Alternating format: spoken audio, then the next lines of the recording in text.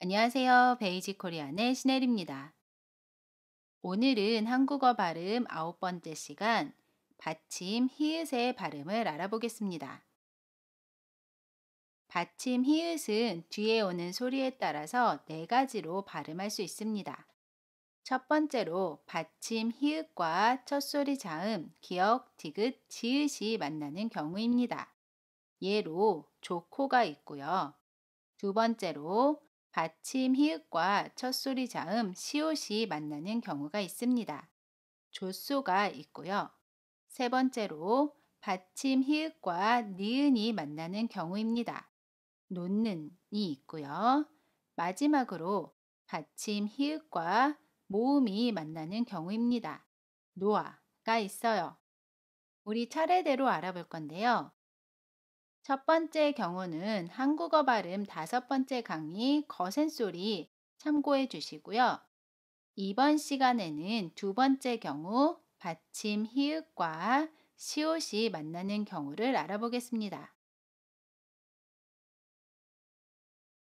우선 받침 히읗과 첫소리 자음 시옷이 만나면 두 음이 합쳐져서 쌍시옷으로 발음해요.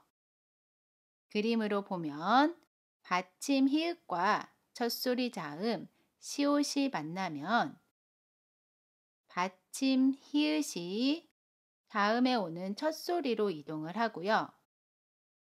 첫소리에 있는 시옷과 결합을 해서 쌍시옷으로 발음해요. 예를 보면 조소가 있습니다. 조소를 보면 받침 히읗과 첫소리 자음, 시옷이 만나요. 그러면 히읗이 첫소리로 이동을 해서 쌍시옷으로 발음해요.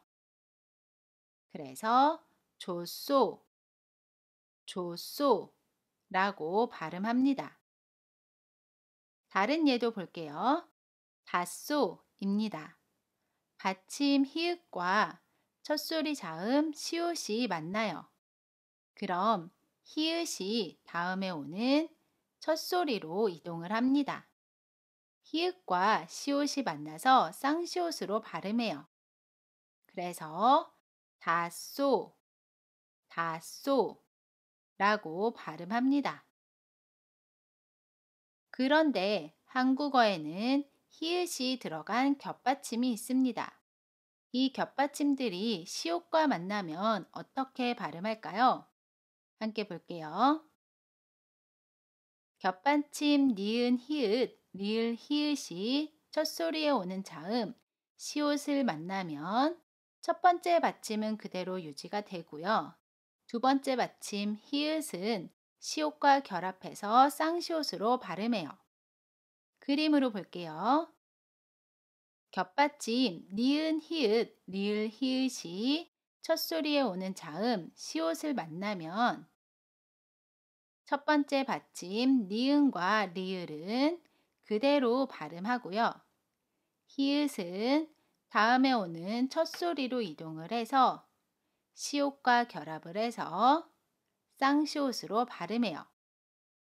예문 볼게요. 만소, 만소를 보면 겹받침 니은 히읗과 첫소리 자음 시옷이 만납니다.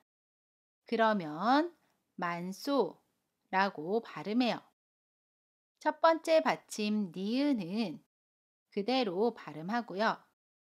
두 번째 받침 히읗은 첫소리로 이동을 해서 시옷과 합쳐져서 쌍시옷으로 발음해요.